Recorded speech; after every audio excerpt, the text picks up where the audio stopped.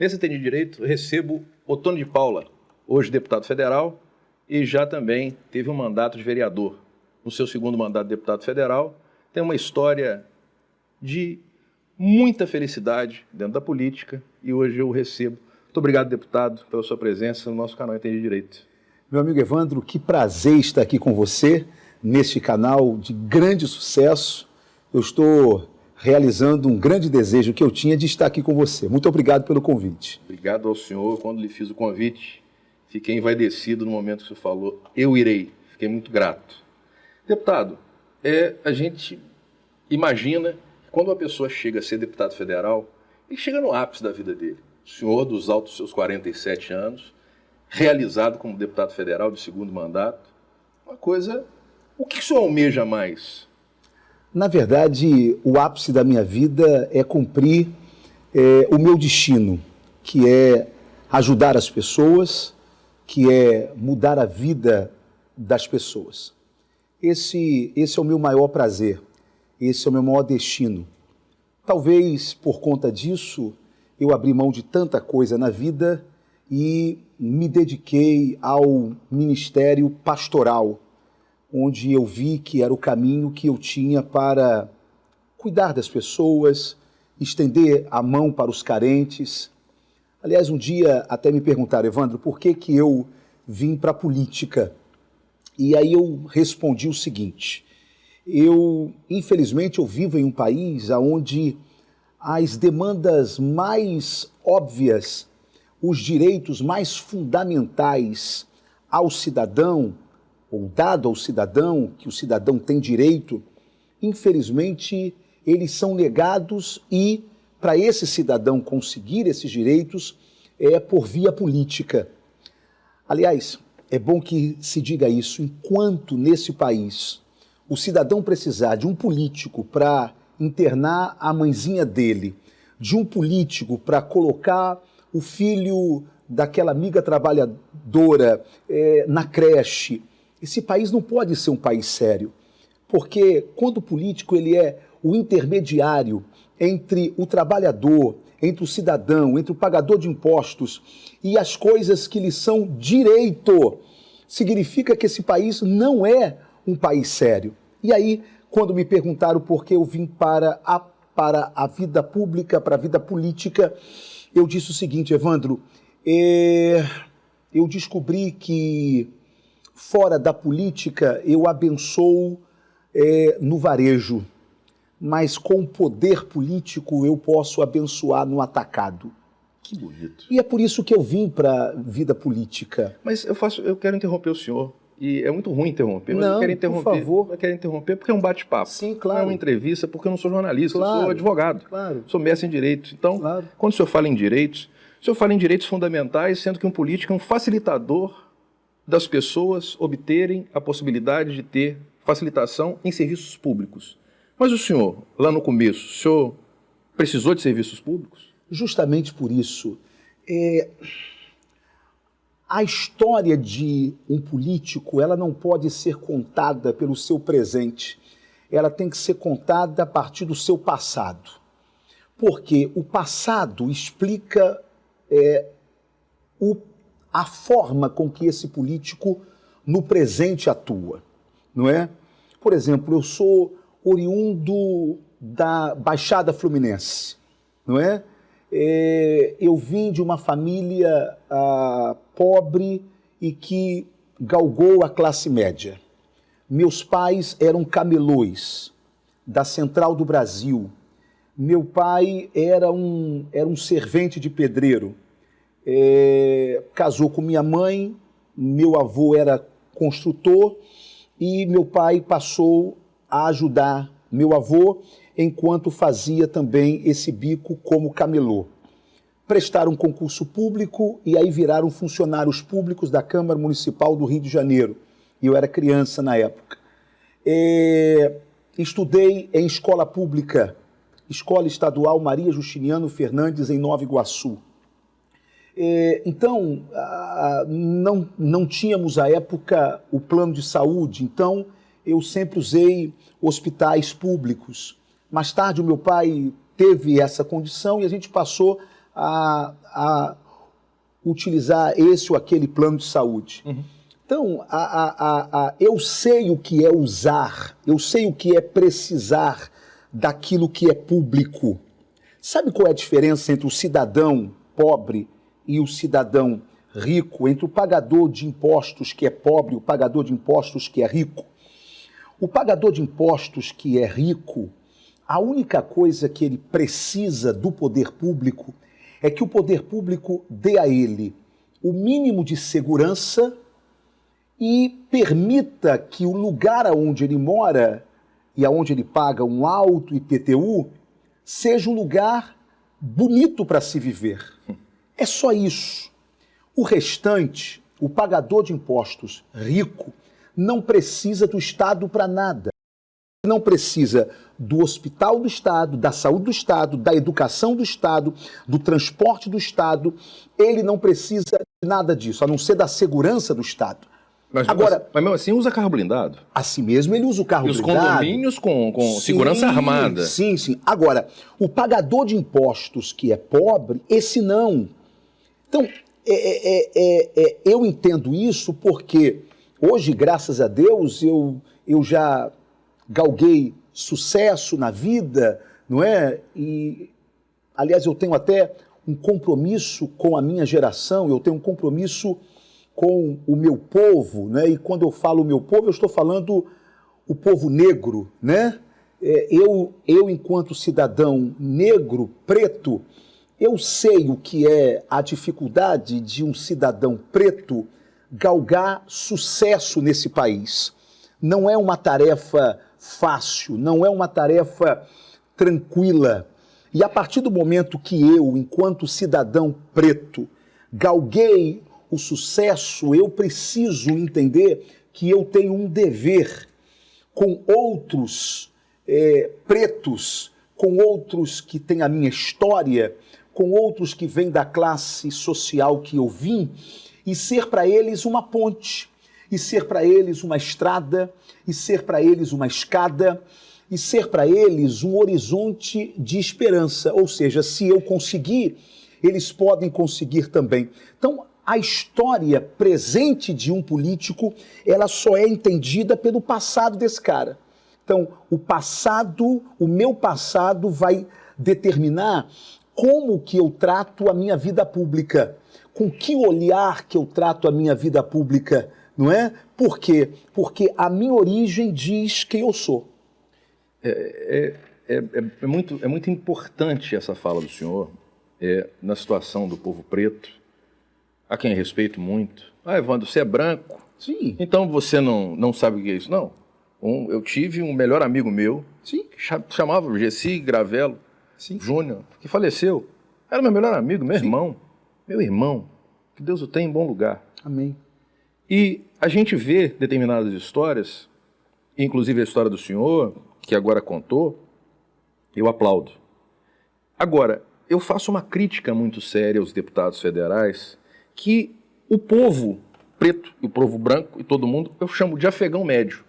O afegão médio, ele está um pouco descrente da situação do que os políticos fazem hoje, que parecem que só ficam em seus gabinetes e carros blindados e não reconhecem a população.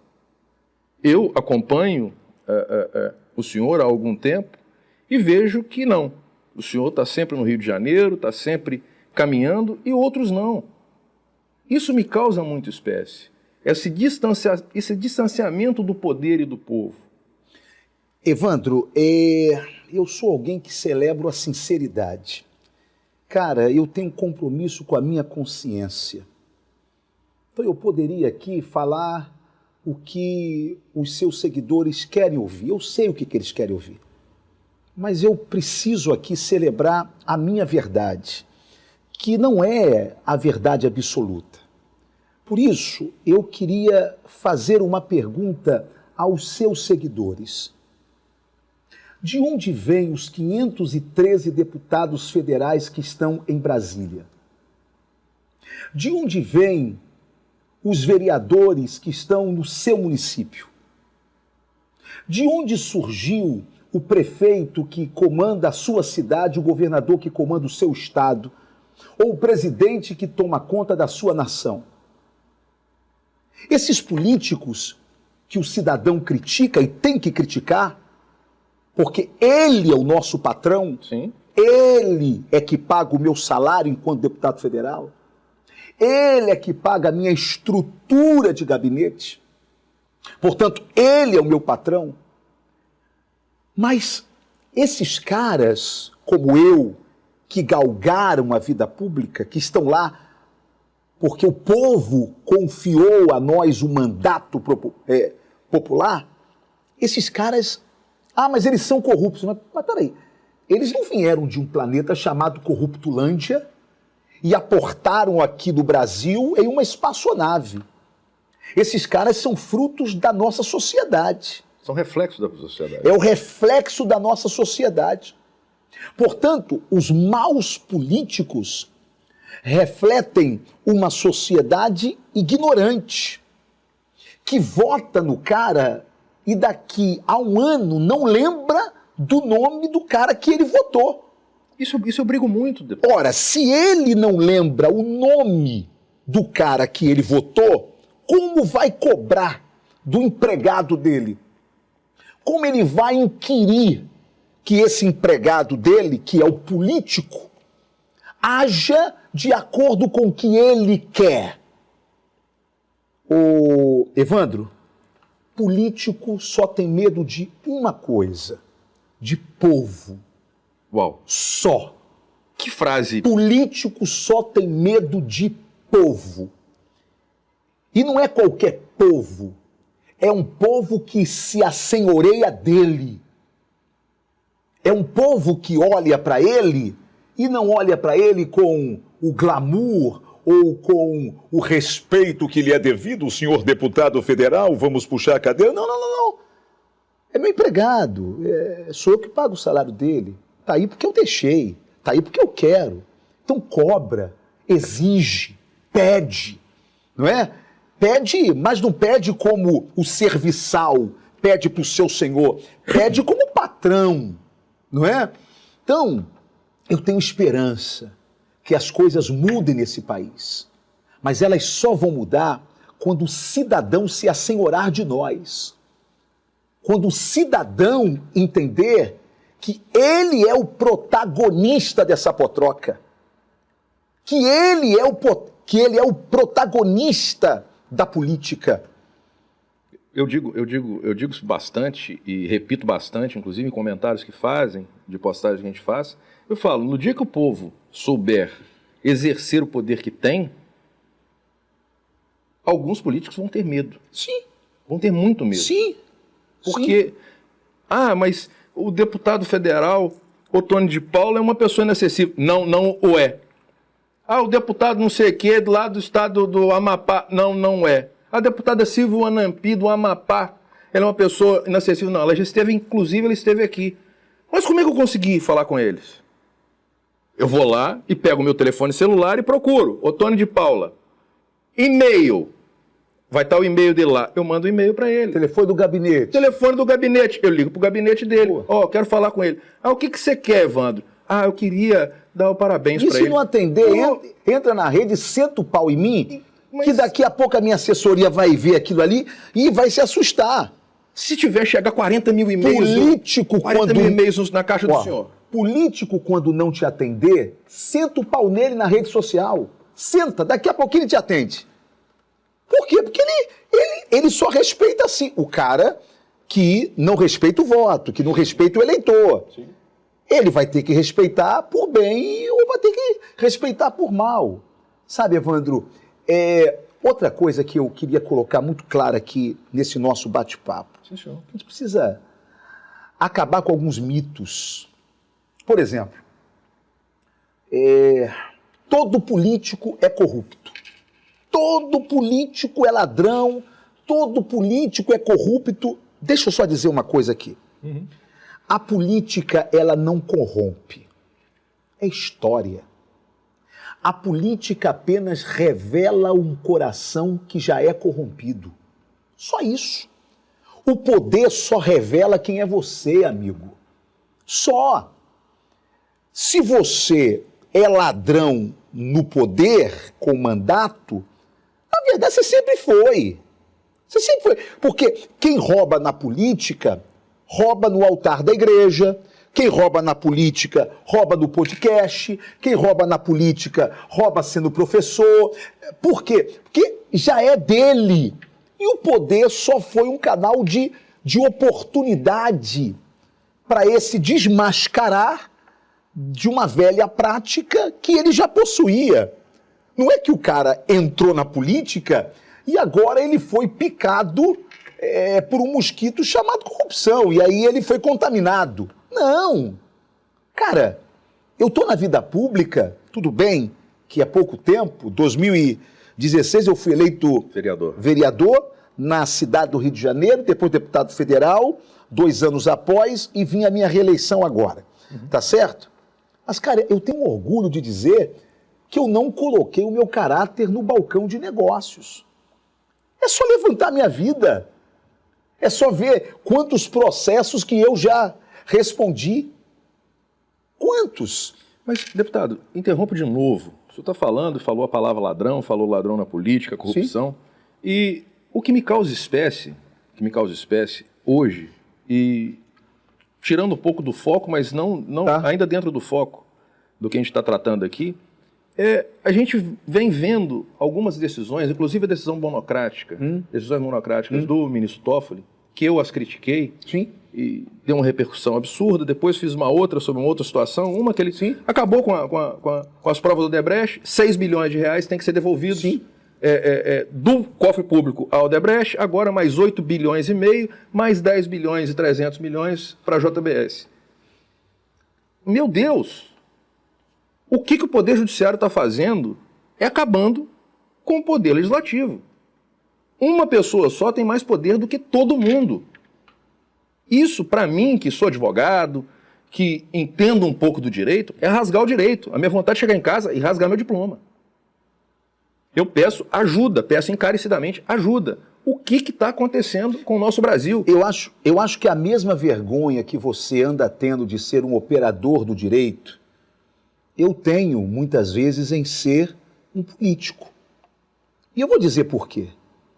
Porque o que está acontecendo hoje com o judiciário brasileiro, que assumiu um papel que não é dele, é um reflexo da fraca política e dos fracos políticos que nós temos nesse país.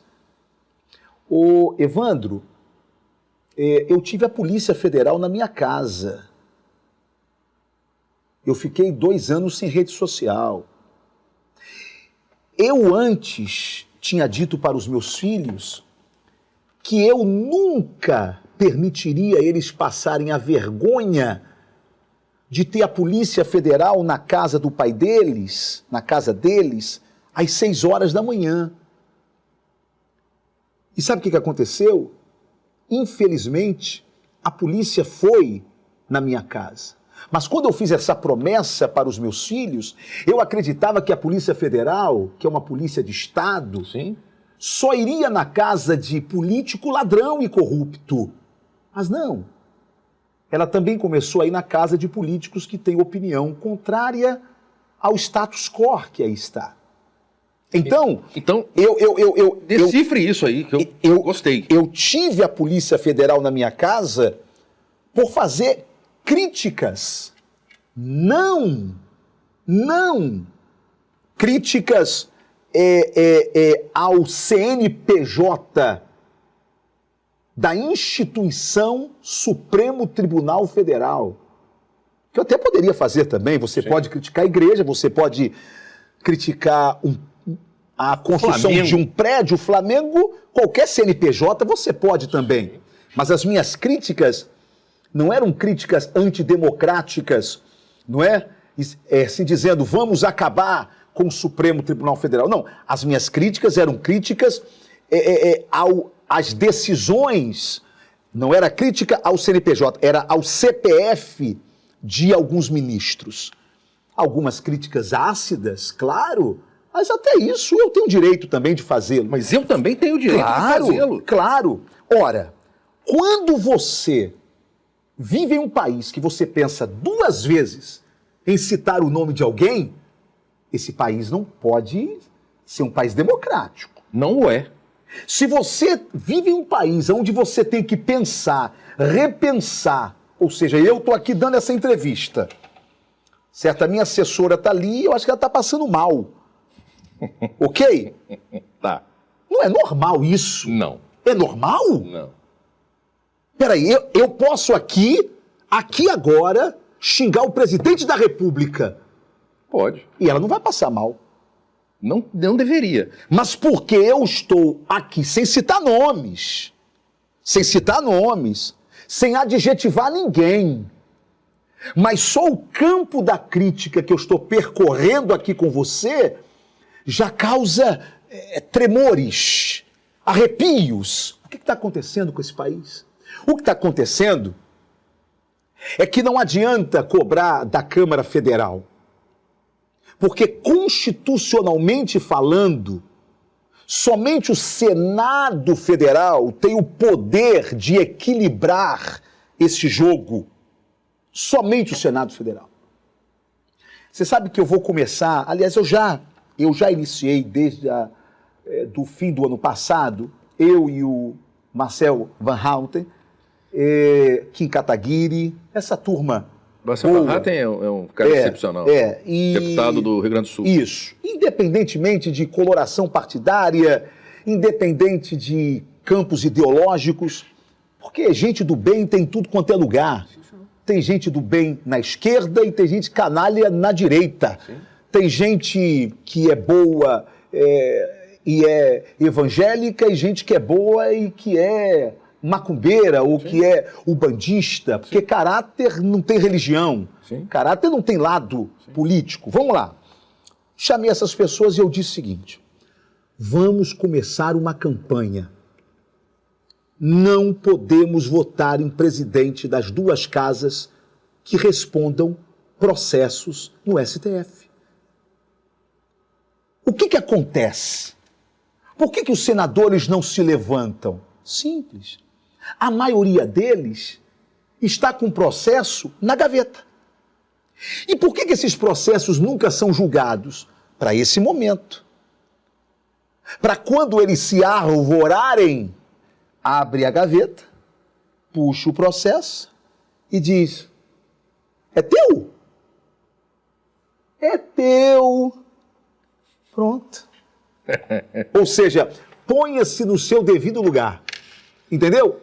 Então, mas eu quero mudar. Porque o STF. Porque o fulano de tal. Porque o ministro tal. Ei, o povo não vai conseguir mudar isso não, a não ser por vias políticas. Então me ensina ou ensina quem está nos ouvindo, porque do jeito que o senhor está falando, eu já sou um cara um pouco ansioso. E comungo exatamente do que o senhor disse. Muita gente não se levanta porque tem um processinho onde tem um ministro sentado em cima desse processo. Claro. E você vai fazer com que eu levante? Estava sentado exatamente em cima do seu processo, eu vou julgar. Enquanto a gente não tiver uma situação dessa, a única saída para mim é o aeroporto do Galeão e vamos embora do Brasil. A gente, quando começou o canal Entendi Direito, a gente quer exatamente uma explicação dessa, de alguém que está dentro da coisa e fale pra gente aquilo que acontece. Porque as pessoas não acreditam, deputado. E eu falo com o senhor como deputado federal. As pessoas não acreditam. Eu sei que não. Vamos lá. Antes de você pegar o avião lá no Galeão e ir embora do país, tem uma porta de tentativa de saída do que nós estamos vivendo. Daqui a 3 anos e meio, nós temos eleição para o Senado Federal. É hoje, Evandro, é hoje a eleição mais importante do país. É a eleição dos senadores da República diante do caos que se tornou, o caos institucional que se tornou a nação brasileira, passou a ser a eleição mais importante. Ora, nessas eleições, e aí eu vou falar a centro-direita, que é o campo ideológico e político a qual eu pertenço, terá a chance de assumir 2/3 daquela casa.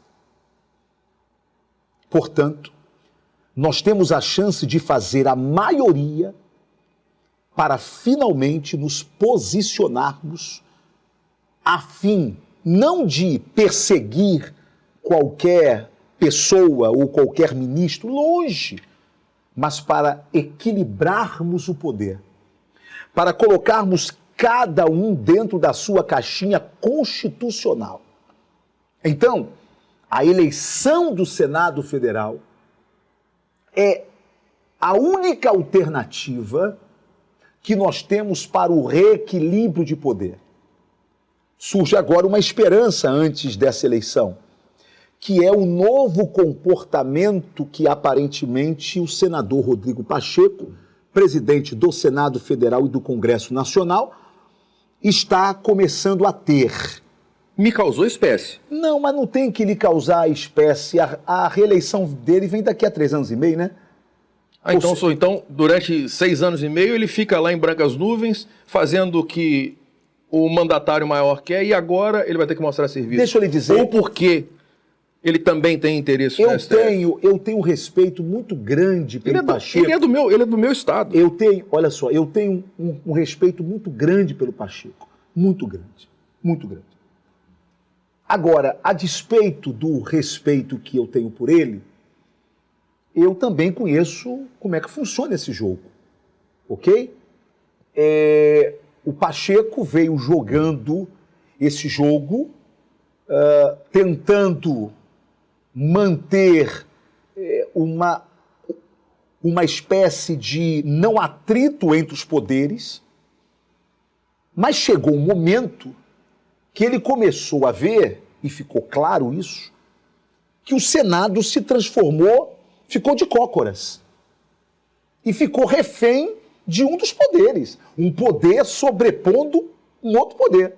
Ora, Pacheco é um animal político, não é? Sim. Virá agora a sua eleição, a sua reeleição, e o povo mineiro está olhando o comportamento dele. Então, quando ele começa a mudar o comportamento, claramente, e começa a se comportar como todos os brasileiros entendem que deve ser o seu comportamento, sem radicalidade, porque isso não faz parte desse perfil político dele, sem esticar a corda. Ninguém quer isso. A gente só quer ado a ado, cada um no seu quadrado. E para isso, precisamos ter um presidente do Senado Federal altivo. E este comportamento me parece que o Rodrigo Pacheco começa a exigir da Suprema Corte Federal em respeito ao parlamento, à Constituição, em respeito, acima de tudo, à Constituição e ao povo brasileiro, não é? Então, eu sou um esperançoso incurável. Eu também sou. Eu acredito muito de que chegará um momento que nós vamos ver que as coisas começam a mudar. Evandro, o sistema se retroalimenta, não é? E eu descobri, sabe o que, Evandro, ao lado do presidente Bolsonaro, esses últimos 4 anos, vivendo as agruras, as guerras que todos nós vivemos lá em Brasília, junto com Bolsonaro, eu aprendi uma coisa, meu irmão. É ledo engano lutar contra o sistema. Não se luta contra o sistema, mas com inteligência se utiliza dele para o bem comum. Enquanto você perde a energia toda para derrubar o que é inderrubável, você deixa de atender aquilo pelo qual você foi destinado por Deus. Eu disse ao presidente Bolsonaro, mantenha-se de pé. O Brasil precisa do senhor de pé. E se para isso for preciso sentar, acalmar, recuar, ter inteligência emocional, o faça. Agora nós não temos ele e não temos nada. Por quê? Porque insistimos em dar murro em ponta de faca. Sem nenhuma estratégia. Sem união. Sem união, não é? Blefou-se além do que se podia blefar, não é? Vamos para cima, é agora, é a última vez. Mas não tinha organização nenhuma. Quando eu disse, saiam da porta dos quartéis, vocês serão presos e não haverá ninguém que possa defendê-los. Eu fui chamar de traidor, traidor de Bolsonaro, traidor disso, traidor daquilo. Agora, por que eu falei aquilo? Porque, e agora eu vou lhe falar isso em primeira mão, nunca falei isso em lugar nenhum. Então, antes dele falar aí, ó, já se inscreva no nosso canal, compartilhe, bota lá o sininho, compartilha muito porque vem bomba. Na verdade, eu já tinha acabado o segundo turno, nós perdemos a eleição, e eu fui um dos primeiros, se não o primeiro deputado que Bolsonaro recebeu na sua casa oficial. Encontrei o presidente muito abatido, não vou entrar nesses pormenores, e ali, conversando com ele, eu vi que não ia ter nenhuma reação. E qual era o meu medo? Do presidente Bolsonaro não avisar os patriotas que estavam na porta dos quartéis, olha, perdemos, infelizmente eu acreditei e não deu certo. Pronto, dá uma desculpa e diz, olha, saiam daí, vamos olhar para frente, vamos nos recompor e vamos esperar 4 anos, enfim, alguma coisa. Mas não. Então, eu entendi que eu tinha esse dever. Sim, o que faltou ao presidente Bolsonaro foi eu alguém que tinha falasse... esse dever com a minha nação. Sim. Eu tinha esse dever com os patriotas. Fui enxovalhado? Fui, mas com a consciência tranquila. Infelizmente, o que aconteceu, todos nós sabemos depois. Parece que eu profetizei naquele dia o que todos nós estamos vendo hoje ainda. Então, não há outro caminho para a mudança desta nação a não ser pela via política. A não ser colocar homens e mulheres corajosos e que não devem a ninguém lá dentro.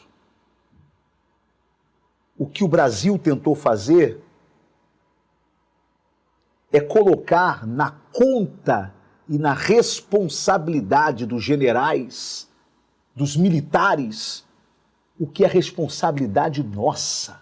Que não podem, não tem poder constitucional para fazê-lo. O que é responsabilidade nossa, dos políticos, e não dos senhores generais. Com todas as críticas que possamos ter a eles, a um comportamento deles, mas o comportamento deles foi constitucional. Eu não tenho crítica nenhuma. Eles não poderiam fazer. Mas só que teve roubo. Cadê a prova? Você é um operador do direito. E sou ex-militar. Sem apresentação de provas, não há sequer condição de se falar em golpe. Quem está falando aqui é um deputado de direita. Quem está falando aqui é alguém que conviveu com o presidente Bolsonaro. Há uma desconfiança do processo eleitoral? Claro que há, mas não há provas. Mas desconfiar pode desconfiar de qualquer coisa. De qualquer coisa? E minha aí? namorada é infiel. teve um desvio de finalidade, na minha opinião, que ensejou uma fraude moral nessas últimas eleições? Sim, com o comportamento e a direção que o Tribunal Superior Eleitoral teve nessas eleições. Inclusive a mudança de regras em tempo que não podia fazer. Não, pendendo totalmente para o outro lado. Não é pendendo para o outro lado, é indo contra a lei. Exatamente. Portanto, há de se falar nisso em desvio de finalidade, em fraude moral? Sim, claro, claro. Se você perguntar para mim, ô Tony, você acredita de que houve lisura nessas últimas eleições? Eu não sei. E o povo brasileiro também não sabe. Na verdade, o dia 8 só aconteceu por essa falta de resposta. Mas o dia 8, eu quero fazer um... Sabe? Eu quero fazer um parágrafo aqui. Vamos lá. Nós estamos entrando em assuntos muito sérios. Eu pensei que a conversa ia ser para o outro lado. Nós ia estar conversando aqui sobre receita de bolo, sim, onde é que a gente poderia almoçar, mas a conversa foi para um outro lado mais gostoso do que um churrasco. A situação é a seguinte, o dia 8 de janeiro, ele única e exclusivamente foi invasão de prédios públicos vazios. Sim. Mais nada. Sim. O mandato de Vossa Excelência, deputado federal, não foi colocado em xeque. Não houve golpe. Não, essa palavra não existe. Não existe. Vandalismo. Vandalismo, sim. Invasão de prédio público, sim. Isso. Agora, o Congresso Nacional foi nada, ele foi invadido. Ou a democracia correu risco. Que democracia correu risco? O presidente estava lá? Claro. Não estava lá. O presidente do Congresso estava lá? Não. O presidente da Câmara estava lá? Claro. Algum ministro supremo estava lá? Não tinha ninguém. Então não há de destituir alguém... O povo estava armado? Estava de cadeira de praia e bandeira do Brasil. Ah, são todos imbecis? São. Cheque. Fizeram coisa errada? Cheque. Para isso, 17 anos de cadeia? Claro que não, senhor. Claro que não.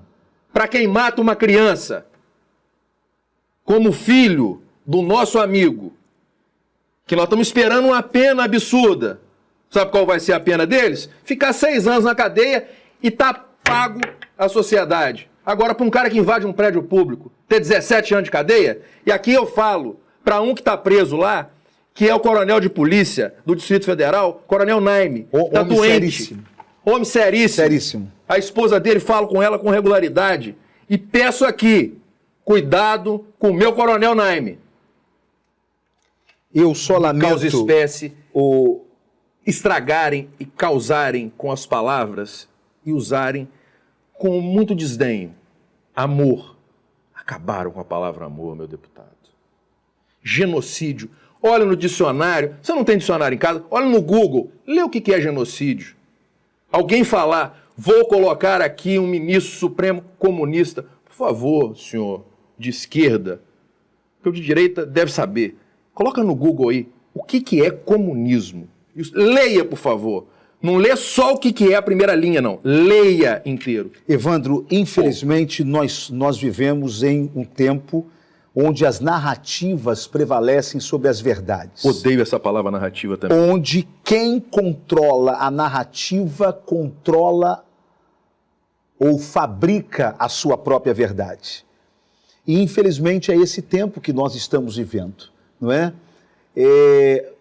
Voltando aqui, repito, mas embora vivendo todo este tempo e toda esta confusão, eu volto a dizer para o povo brasileiro, somente pela política e votando em pessoas corretas e sérias, e hoje levantar a vida de qualquer um é muito fácil, Evandro.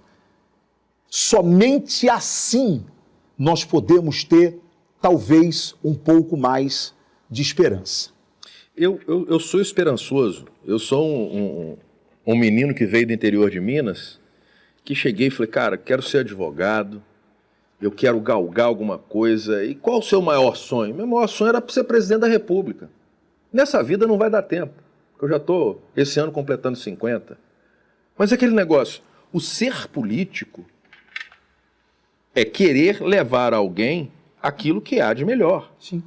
Agora, criar palavras e institutos jurídicos no meio de um assunto do qual tenho conhecimento e tenho formação acadêmica para falá-lo, com especialidade, com mestrado e ter dado aula em faculdades, de descondenar uma pessoa, isso não existe, deputado. Isso não existe descondenar uma pessoa. E por conta de descondenar uma pessoa, que foi advogado dessa pessoa, e essa pessoa hoje está no Supremo. É ministro do Supremo. E por conta desse advogado que conseguiu descondenar essa pessoa que hoje é presidente do Brasil, ele consegue dar um rombo, por conta da decisão de uma outra pessoa, de mais de 20 e tantos bilhões de reais. O que nada mais é do que quase um quarto do que o ministro Haddad falou que seria o rombo, que seria 100 bilhões. Qual a obra que o Brasil está fazendo para gastar tanto dinheiro? Qual a grande obra? Estamos fazendo uma outra ponte Rio-Niterói, nós estamos construindo uma nova cidade em tal lugar, estamos fazendo uma grande represa. Não tem grande obra no Brasil hoje. E os números que foram colocados a essa semana, de 250 bilhões de déficit, e a sanha por arrecadação. Eu fiz um comentário esses dias, o pobre coitado que recebe 2 salários mínimos, o presidente falou em campanha, pode ficar tranquilo que eu vou deixar a vocês que não pagam imposto de renda. Ele aumentou o salário mínimo. Algum iluminado do ministério esqueceu de, vai dar merda. Vamos parar isso aqui. Não, aumentou o salário mínimo, agora o cara que ganha 2 salários mínimos vai pagar imposto, ele vai receber menos do que ele recebia os 2 salários mínimos. Meu Deus do céu, tirar do pobre. Me ajuda, deputado. Ajuda meu povo. Ajuda o Evandro a levantar e falar assim, cara, eu quero um Brasil melhor. Tá difícil. E essa dificuldade que você está hoje aqui falando, Evandro, ela se perpetua quando o político se sente tão à vontade de fazer o que ele quer, ou de votar como ele quer, ou de dar o seu voto de acordo com alguns interesses que não podem ser falados, que não podem ser ditos, porque geraria vergonha, não é? Quando esses maus políticos, eles não são fiscalizados, então acontece exatamente isso. Ora, hoje qualquer um pode saber como vota o Ottoni, qualquer um pode inquirir por que o Ottoni votou daquela forma, e cabe ao Ottoni explicar por que deu aquele voto. Enfim, eu sei que o povo já tem muita coisa na sua cabeça, tem que lutar pela vida, tem que lutar pelo pão de cada dia, e agora com um misto de desesperança terrível, mas infelizmente o povo ainda tem mais essa missão, que é fiscalizar o político que ele vota para que haja alguma mudança. Essa é uma perguntinha breve, que vou fazer essa perguntinha, a gente vai ter só um anúnciozinho de um amigo. E tem mais gente igual o senhor lá na Câmara? Tem muitos? Tem poucos? Estão escondidos? Eu tenho certeza, e não me colocando como régua da moralidade, régua da bondade, não, eu não sou régua de nada. Mas existe muita gente com boas intenções naquele lugar. Existe muita gente lutando por um país melhor naquele lugar. Existem muitos deputados e senadores que muitas vezes se veem amarrados diante de uma maioria que negociou, que se vendeu, que sentou à mesa, que colocou o seu caráter no balcão de negócios. Então tem gente sim. Amém. E quanto maior for o número dessas pessoas, maior será a esperança que nós temos de algum dia essa nação melhorar. Tá vendo, Evandro? Temos esperança. Amém. Eu te pergunto, você é candidato a vereador, alguma coisa assim? Eu? Você. Eu vou te ser muito sincero, Calvoso. Depois dessa conversa, eu tô com vontade de ser deputado federal. Olha, temos... Senador é até mais fácil a eleição. Claro. É mais fácil a eleição de senador. É menos gente. Mas deputado federal, eu tô com vontade, deputado. Vou mas diga lançar, porque tua rede social tá bombando, rapaz. Cadê de quê? O que tu fez? Explica aí. Então, o que eu fiz foi o seguinte, o negócio de rede social é um negócio interessante. E a gente fazia um crescimento orgânico, que é, não vamos botar dinheiro em nada e tal, e não vamos mexer em nada, porque a gente não sabe mexer nos algoritmos e tal. E eu conheci um cara chamado André, da Unic, N-U-C-Q, bota aí no vídeo aí, tá já tá embaixo aí já. E esse cara falou, Evandro, não, tem um negócio chamado gestão de tráfego. E a gestão de tráfego, você vai falar com quem você quer. Você não vai falar com um menino de 8 anos que está vendo Galinha Pintadinha. Por quê? Porque essa mensagem não vai chegar para eles e não te interessa chegar para eles. Interessa chegar para o público tal, para mais gente em tal lugar. Eu não sabia disso. E o André, o cara é o CEO da empresa, o cara me atendeu esses dias, o cara estava em Fort Lauderdale, nos Estados Unidos, e me atendeu, eu falei, cara, não sei nem que horas que é, eu pensei que era a mesma hora daqui, ele falou, não, Evandro, mas eu estou aqui para te ajudar. Então, o diferencial que esse cara está nos trazendo é extremamente interessante para conhecer essa mecânica que hoje a gente não conhece. Então, o meu produto hoje é o meu podcast, então eu vou direcionar a que tipo de público? Como é que eu vou fazer essa gestão? Cara, eu achei isso fantástico e agradeço, André. Muito obrigado pelo direcionamento que você está dando ao nosso canal, que a gente tem esse negócio, por quê? Negócio de comprar seguidor, negócio de seguir todo mundo para os caras que seguir, e, aleatoriamente, que são pessoas que não têm absolutamente nada ou a ver com o teu produto, ou a ver com aquilo que você está falando e para que você está falando. Acho que não tem nada a ver. O senhor como político, não adianta nada o senhor ter seguidor na Finlândia. Verdade. Porque eles não vão votar no senhor e eles não vão entender absolutamente nada que a gente fala em português, né? Então, André da Unic, muito obrigado pela ajuda técnica por trás dos bits e dos bytes aí que você está nos ajudando. Isso aí, tá bombando. E só para enfatizar, o contato dele tá aqui na descrição do vídeo. Tá aqui embaixo aqui. Quem quiser é só entrar lá, chamar ele no WhatsApp e vai voar que nem o Evandro. Vai voar. Pode falar, fala com o André. Ele é o CEO da empresa e ele atende mesmo. O cara você fala com o cara. Já divulga também o número do Evandro, candidato aí, a gente vai... Tá, lançar. O número do WhatsApp também, se quiser eu boto o número do WhatsApp aí. Melhor não. Não. Então tá segue em frente. Segue em frente então. Então vamos lá, deputado, vamos virar uma página aqui, já que falamos bastante, e eu gostei da minha ideia, da última ideia. Mas e para a cidade aonde vivo, aonde vive minha filha, aonde quero viver e gosto de frequentar, e a cada dia mais tenho mais medo?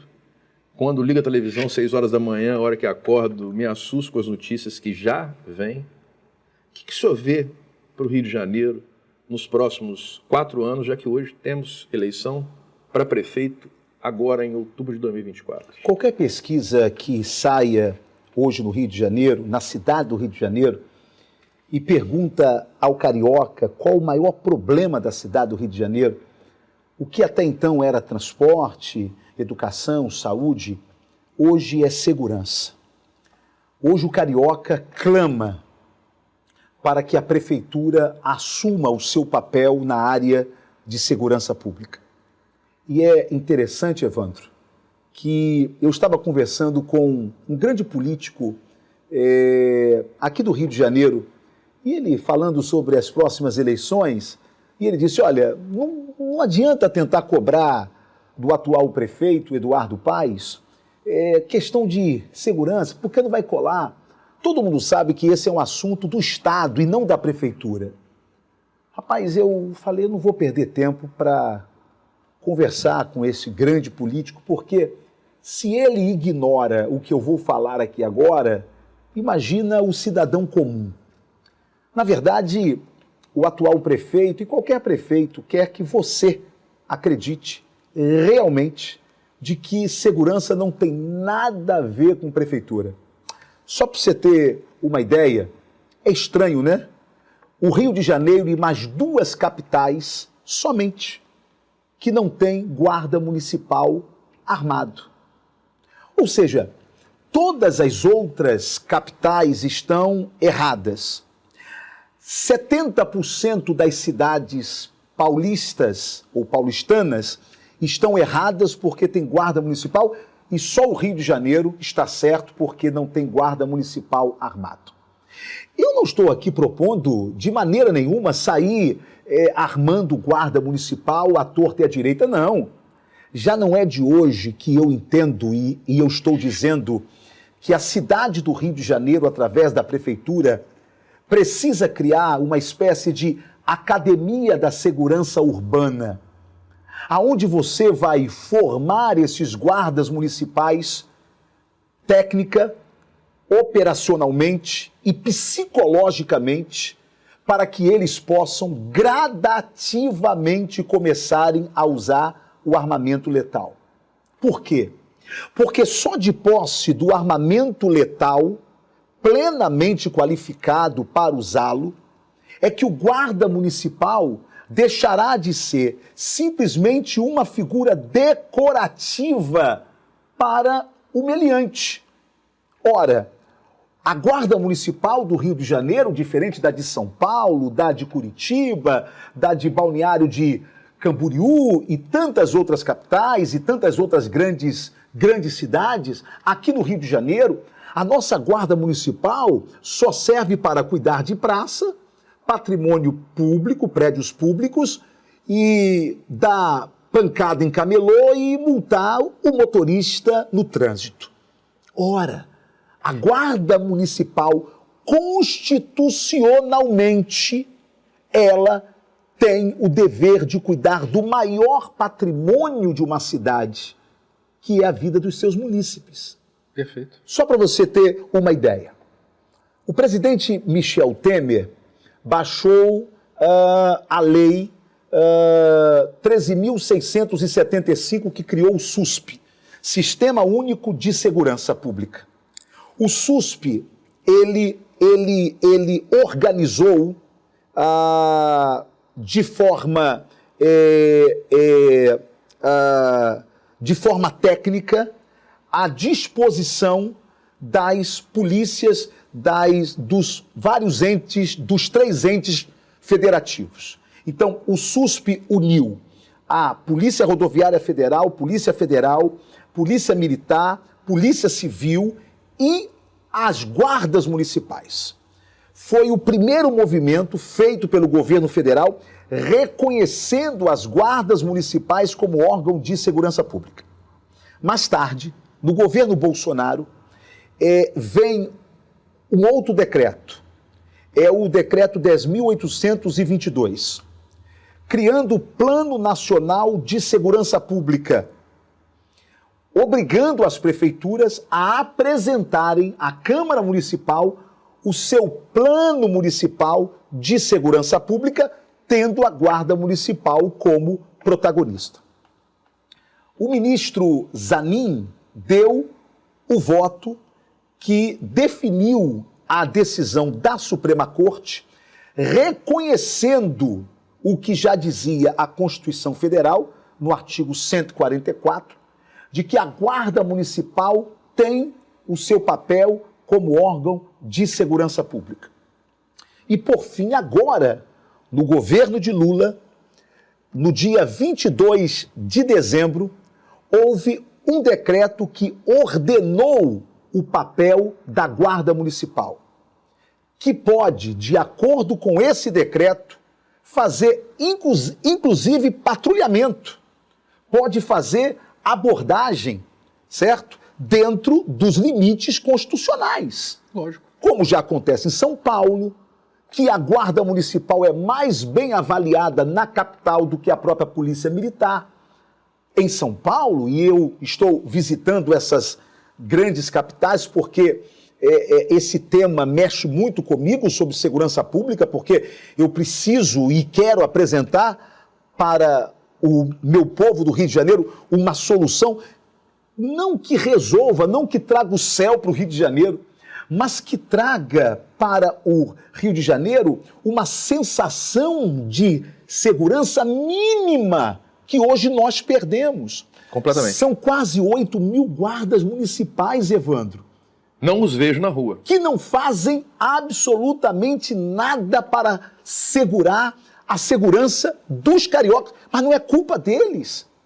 É a forma com que o prefeito tem de descompromisso com a vida do povo carioca. Então o senhor está dizendo que se houvesse, então, a regulamentação por decreto, pelo prefeito, a gente teria a Guarda Municipal atuante em segurança pública no município do Rio de Na Janeiro. verdade, o que falta é o prefeito Eduardo Paes ter coragem.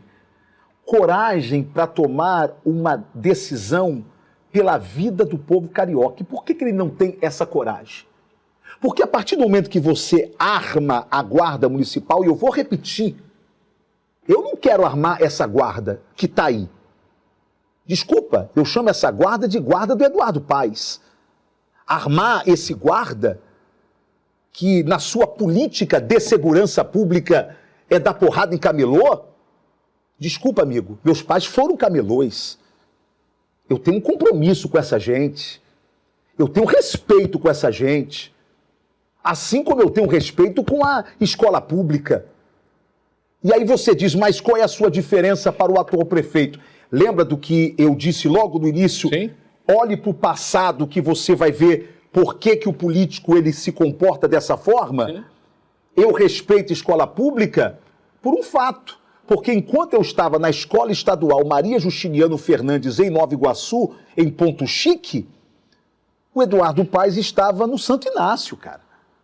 Então, tem uma diferença. Enquanto mãezinha... É a diferença do frango de granja. Desculpa, e eu não do quero, frango caipira, né? eu não quero citar pai e mãe aqui, mas enquanto meu pai, enquanto minha mãe estavam na Central do Brasil vendendo tênis Montreal anunciado pelo Silvio Santos, você lembra disso? Eu tive um. Então, pronto. De repente foi até Era papai sonho. que te vendeu. Era sonho ter. Entende? Certo? Aonde que Com a está... bandeirinha do Canadá. Aonde que estava, não é, a família, e eu falo isso com muito respeito, do atual prefeito?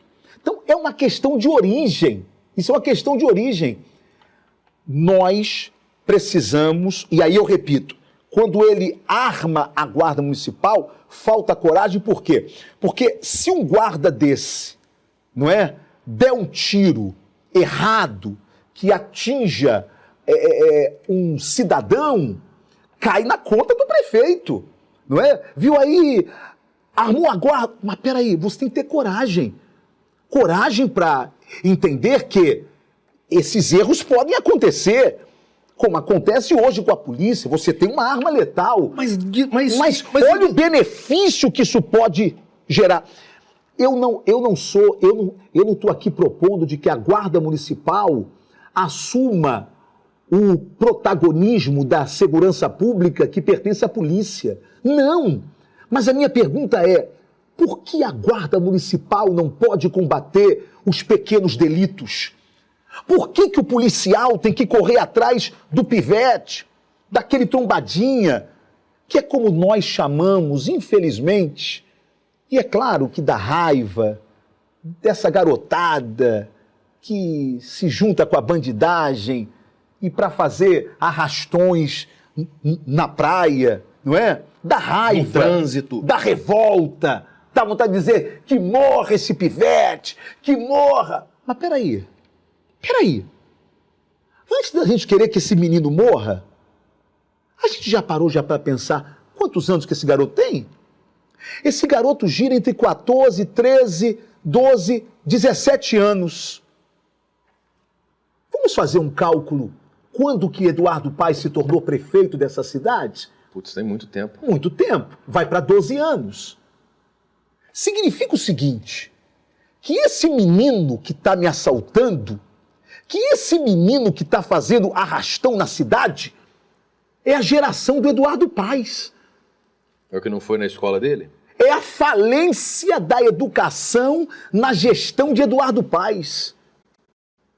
Então, ao invés de nós termos revolta com esse garoto, por que a gente não pensa por que ele chegou ali? Por que ele se tornou aquilo ali?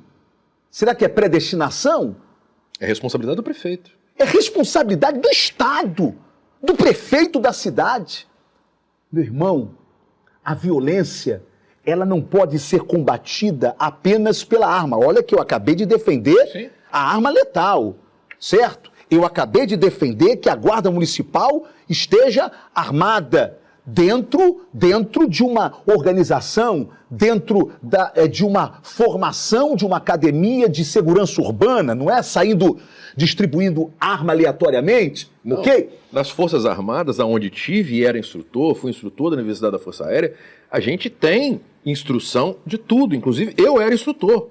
Ou melhor, faz-se instrução de como se aborda, como se prende, Sim, como se algema. Sim. A gente tem gente especializada nisso dentro das Forças Armadas, que já estão pagos pelo Estado, que podem ser requisitados pelo Então, prefeito. só para colocar claro, Guarda Municipal... No plano de governo do senhor, pode requisitar as Forças Armadas. Guarda Municipal para o combate dos pequenos delitos e deixa os delitos de médio e grande porte para a polícia fazê-lo. Hoje, 70% das queixas em delegacia são pequenos delitos. Roubo de bolsa, roubo de celular, roubo de pequenos objetos. E aí, somente a polícia cuida disso, enquanto o guarda municipal está ali travado, querendo trabalhar. Porque nós temos grandes servidores na guarda municipal, mas que são subutilizados pelo atual prefeito. Agora, voltando... Não adianta se falar de segurança com tiro, porrada e bomba. Você precisa entender por que dessa insegurança. Por que que este menino foi para o crime? Por que que esse adolescente foi para o crime? O que está acontecendo? Aí é que falta a oportunização de uma educação de qualidade. Nós temos o maior privilégio da América Latina. O prefeito da cidade do Rio de Janeiro tem o maior privilégio de qualquer autoridade pública de toda a América Latina. É aqui, na cidade do Rio de Janeiro, que temos a maior rede pública municipal de educação. Ou seja, Deus deu, através da Constituição, ao prefeito o privilégio de cuidar daquela pepita de ouro que é a criança. Se eu for prefeito da cidade do Rio de Janeiro... Repita. Mas só se você bater de novo. Se eu for prefeito da cidade do Rio de Janeiro, Deus me dará o privilégio de falar assim para mim: ô Tony, sabe aquele ser que eu disse, não os impeçais, porque dos tais é o reino de Deus? É dele que você vai cuidar, ô Tony, da creche até os 14 anos de idade. Então, se a cidade não tiver um prefeito compromissado com a educação, sabe o que foi visto pelos senhores vereadores através de uma comissão que anualmente formam o relatório de como andam as nossas escolas? Vamos lá. Algumas escolas do município do Rio de Janeiro, o município que destina anualmente mais de 9 bilhões, Uau. 9 bilhões para a educação. Você ainda tem escolas que não têm quadra poliesportivas. Você tem na cidade do Rio de Janeiro escolas que ainda precisam passar por reformas. Mas com um orçamento desse tamanho? Você tem escolas e salas de aula que ultrapassam a sensação térmica de 50 graus dentro da sala de aula. Aí, para resolver esse problema, os vereadores da cidade do Rio de Janeiro, os quais eu quero parabenizar, colocaram na LOA, na lei orçamentária, não é? 25 milhões para climatizar as salas de aula. Sabe o que Eduardo Paes fez? Vetou. Vetou os 25 milhões. Talvez ele tenha vetado porque não é nenhum parente dele que estuda naquela escola ali no Acari, naquela escola no Rio das Pedras, naquela escola lá na Muzema, ou em Realengo, ou na Vila Cruzeiro. Ou em Bangu. Ou na Vila Kennedy. Tem Bangu, que é quente pra caramba. Ou aqui no Recreio dos Bandeirantes, aqui na Bandeira, que é quente pra caramba. Eu conheço esses lugares. Eu ando por lá, eu passo por lá, eu tenho amigos lá. Agora, enquanto ele pega e nega 25 milhões para climatizar a sala dos nossos filhos, para que eles possam estudar com dignidade, ele libera 10 milhões de reais para fazer publicidade e propaganda de um evento que é o G20, que é no final do ano. Ou seja, dinheiro para fazer propaganda tem, mas dinheiro para climatizar a escola das nossas crianças. Cara, isso é de um nível de covardia. Para onde está indo os mais de 9 bilhões que nós temos de educação todos os anos nesse município? Parece má gestão ou má intenção. Deixa eu lhe dizer, o Rio de Janeiro, a cidade do Rio de Janeiro, está entre as 10 cidades do país com o maior nível de evasão escolar. É essa meninada que está roubando você, carioca. É essa meninada que saiu das escolas porque a escola ela se tornou insignificante para eles. Por quê? Porque não tem uma quadra poliesportiva, porque não tem... aí dizem assim, mas a educação precisa se tornar interessante. Vamos lá, Evandro, cá para nós. A educação nunca foi interessante. Sempre foi chato. Na nossa época, então, não. Não tinha internet, era Barça, que era caro. Sempre foi chato. Claro, sempre. Mas só que tinha alguma coisa ali que causava o nosso interesse. Na minha época, como eu sempre comi muito, eu sou magrinho porque eu sou bariátrico agora, mas eu sempre gostei de um gostoso angu à baiana, com aquela carne moída por cima, e como eu estudava em escola pública, não é? Aí já encheu a minha boca d'água aqui agora, tinha a Dona Tereza, que era uma negona forte que virava o angu com pressão. O angu e a polenta e vai. E eu sempre puxei o saco dela, que eu sempre levava ver alguma maçãzinha, algum docinho para ela. E dava para ela, né? E aí eu esperava todas as crianças acabarem. Quando elas acabavam, eu ia lá na tia Tereza e eu dizia, tia Tereza, tem mais angu? Aí ela colocava o angu com aquele copinho de plástico de suco de groselha que colocava... Pronto, aquele era o meu interesse. E toda sexta-feira dava aquele leitinho CCPL pra gente levar para casa, né? O pobre sabe do que eu tô falando, né? Então, pensa bem comigo. Quando você tem algum interesse para ir para a escola, não é? A criançada de hoje, que tá ligada na internet, que tá ligada aí no celular, precisa ter alguma coisa que a atraia. Sabe o que eu sou a favor? Eu sou a favor de que a prefeitura, ao invés de dizer estude, que você vai ter atividades como teatro, como dança, como esporte. Não. Eu sou a favor de que você chame essa criança que saiu da escola e aí diga assim, você quer jogar uma bola? Eu quero, tio. Então vem cá jogar bola. Vem cá, você quer o quê? Teatro. Vem cá pro teatro. E tá. Dá um ano para essa criança, fora da escola, dá um ano. No final de um ano, ela gostou. Ela já foi atraída por aquilo. Aí você diz a ela, gostou? Eu gostei, tio. Para a sala de aula de novo. E sabe o que vai acontecer? Ela não vai estar na sala de aula porque a escola se tornou interessante. É porque a escola deu a ela o que faz ela feliz, o que deixa ela alegre. E assim nós vamos construindo uma cidade melhor a partir da educação.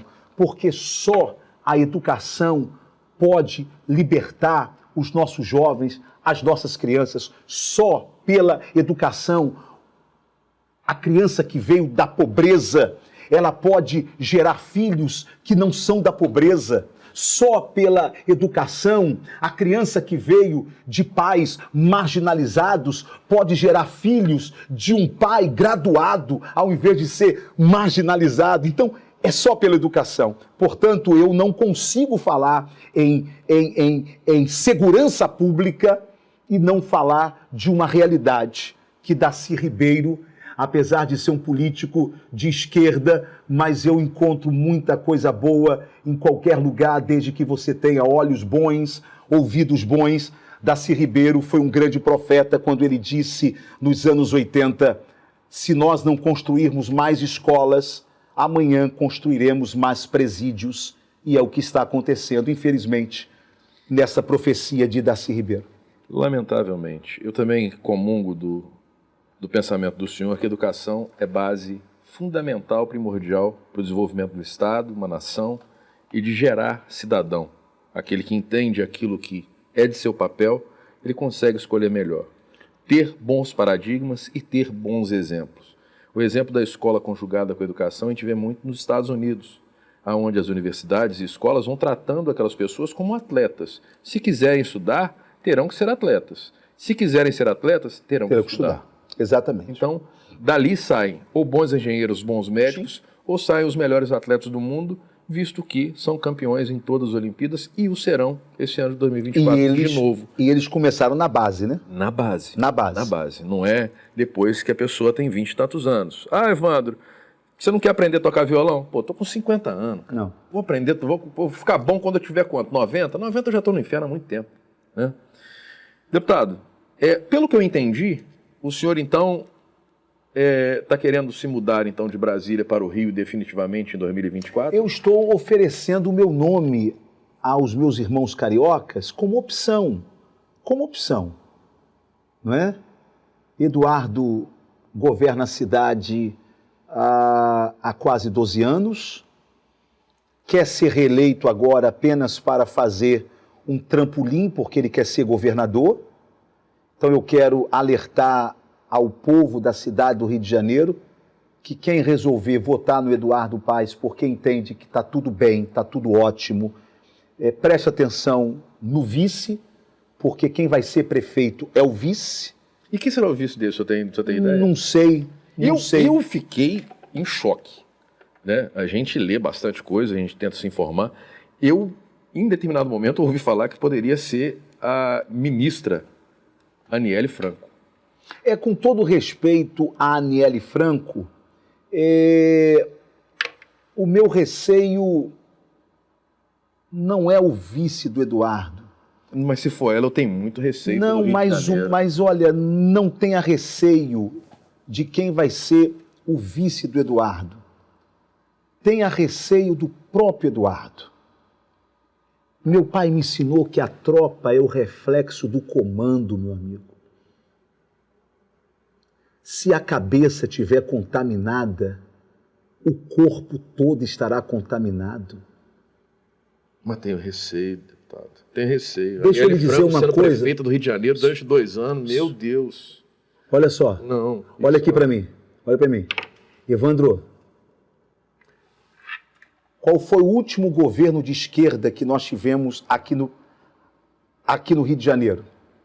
De esquerda? De esquerda. Que eu me recordo. Não precisa responder. Evandro, quem fez o mal ao Rio de Janeiro até agora foi a dita direita, foi o dito centro. Portanto, o que eu quero falar aqui para você é que às vezes nós elegemos... É claro que eu sou radicalmente contra PT, radicalmente contra... Mas às vezes a gente... por uma questão ideológica... Mas conceitualmente, se lê o Estatuto do PT, é lindo. Só que funciona na Suíça, deputado. Escuta. Mas não é só o Estatuto do PT. É o comportamento do político. Porque, desculpa, meu amigo, tirando esses partidos como o PT, que é de esquerda, o povo precisa compreender que não tem partido bom ou partido ruim. O que tem são homens e mulheres de caráter que estão nesses partidos. Hoje eu fico rindo quando alguém diz, não é, sobre o PL. O PL é o partido da direita. Deixa eu lhe dizer aqui uma coisa. Nesse governo do Lula agora, E eu falo isso com muito respeito, tá? Aos meus colegas do PL. Ninguém recebeu mais recursos de partido do que o PL, que é um dito partido de oposição. Então, a questão toda é a seguinte: às vezes a gente foca em um alvo e não entende de que o grande problema é o outro alvo. Quem recebeu dinheiro de corrupção de empreiteira não foi o possível vice de Eduardo Paes. Quem fez 3 vezes a mesma obra do BRT, superfaturando aquela obra, não foi o possível vice do Eduardo Paes. Quem impediu que a UPP desse certo nessa cidade não foi o possível vice de Eduardo Paes. Peraí, cara. Já tô ligando o nome aqui aos boi aqui. Não, você não entende? A UPP faliu por causa do descompromisso que o Eduardo Paes tem com a segurança. Alguém tem que dizer isso. Por quê? Sérgio Cabral, ele era o governador, Eduardo Paes, ele era o prefeito. A UPP era, naquela época, o maior projeto de retomada territorial de segurança pública já criado. Sim. Ok? O Estado entrava com o poder bélico e logo em seguida a prefeitura entrava com assistência. Urbanização. Abrindo ruas, urbanização, educação, reforma da praça, dando dignidade à comunidade antes dominada pelo crime. Sim. Você sabe por que a UPP deu errada? Porque quando chegou a hora da prefeitura, já na gestão de Eduardo Paes, ele não fez isso. E ao não fazer isto, o poder do Estado de forma bélica, ele é limitado. Sim. O Estado precisa ocupar espaço social. Como não ocupou, o resultado é a UPP falhou.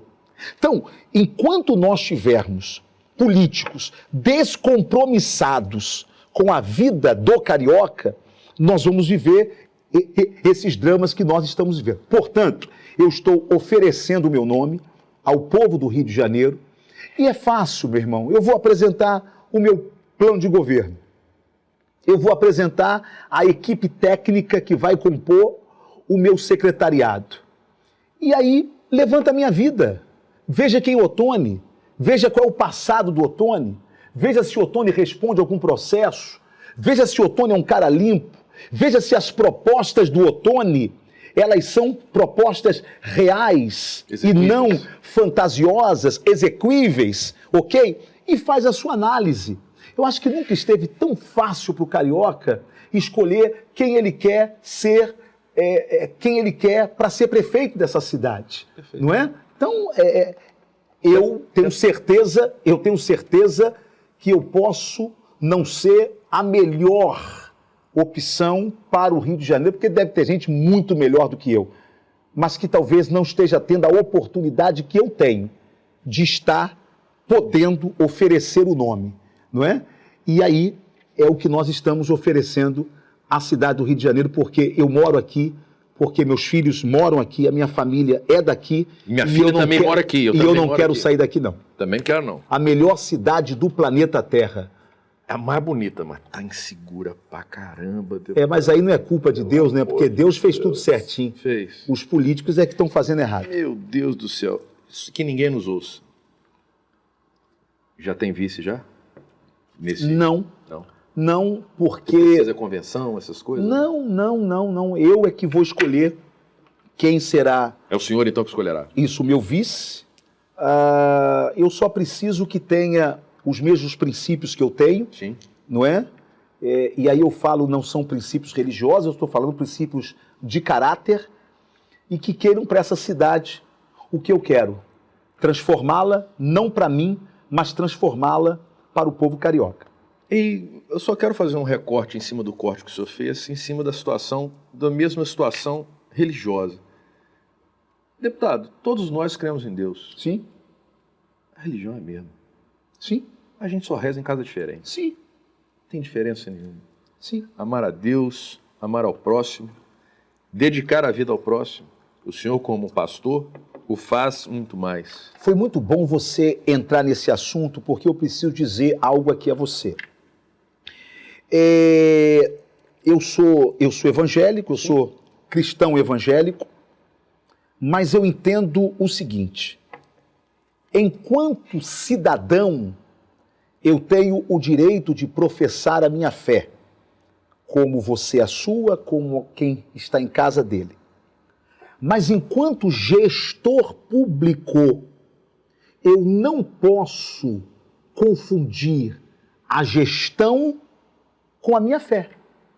O Estado é laico. O que eu quero dizer é que a laicidade do Estado, que na verdade historicamente é até uma conquista dos protestantes, Sim. lá atrás, a laicidade do Estado, não é? Ou seja, o Estado é laico, mas não significa que ele seja laicista, porque todo cidadão ou a maioria crê em Deus, crê na existência, Sim. não é assim, de Deus, mas esse Estado laico significa o seguinte, de que cabe ao governante não permitir que a sua fé pessoal e particular e íntima sobreponha as suas decisões governamentais, porque ele não é e não será prefeito dos evangélicos, dos ubandistas, de qualquer religião matriz africana ou dos católicos. Nós já vimos quando se mistura igreja e Estado na história, e a gente viu que o fim não é bom. O fim já foi. Portanto, nós não precisamos de uma republiqueta carioca evangélica, de uma republiqueta carioca cristã. Não. O que nós precisamos é de uma prefeitura e de uma gestão honesta, porque onde há honestidade, Deus está ali. Amém. Porque a luz está ali. Amém. É isso. O que eu acho mais bonito, por eu ser mineiro, e que me encantou muito no Rio de Janeiro, é exatamente o laico na palavra total, na acepção da palavra total. Aonde é o branco, é o negro, é o samba, é o rap, é o trap, é a música, é a escola de samba, é tudo junto e misturado. E não há nada igual ao Rio de Janeiro. Isso aqui é uma caixa de ressonância cultural, política para o país. Esta é a vocação do Rio de Janeiro. Essa é uma cidade plural. E ela não pode ter um prefeito singular. Perfeito. Ela precisa ter um prefeito plural, que vá no samba, que vá na igreja, que vai no pagode, que vai na escola, que vai... outra coisa, me perguntam muito, porque sabem que eu sou evangélico, né? Se eu vou apoiar o carnaval.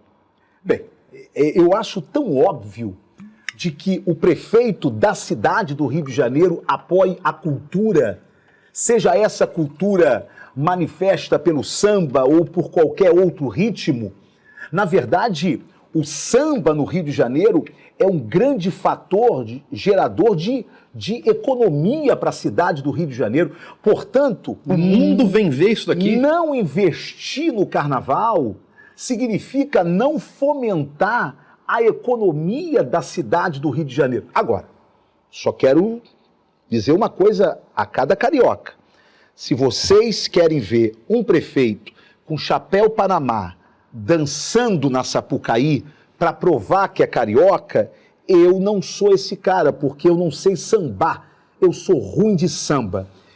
Mas também vocês não terão um prefeito que vai viajar e que não vai entregar a chave para o Rei Momo, que é uma cultura, porque tem a sua religião. Não.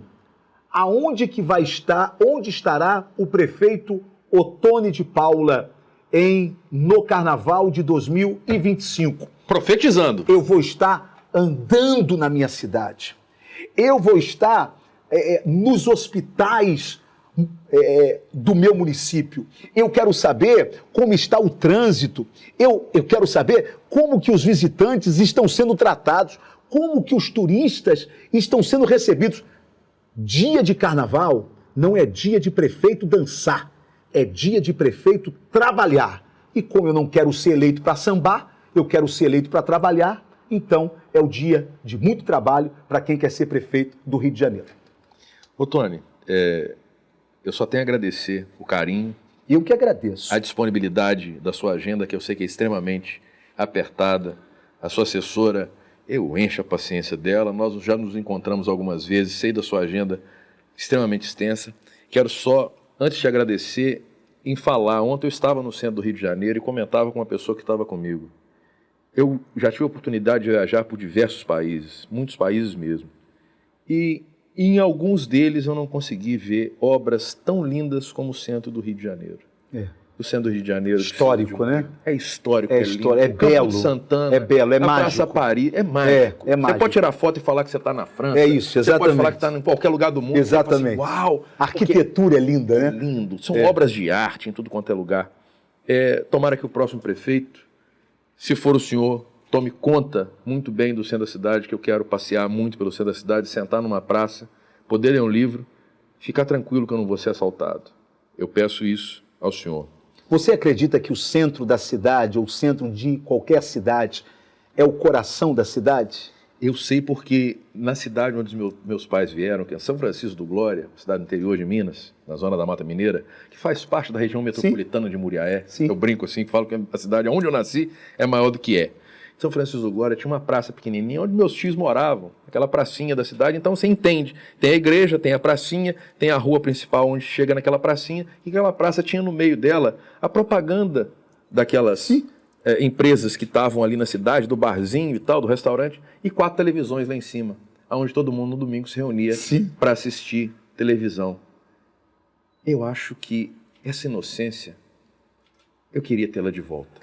Se o centro é o coração de uma cidade, está explicado por que o Rio de Janeiro está tão mal.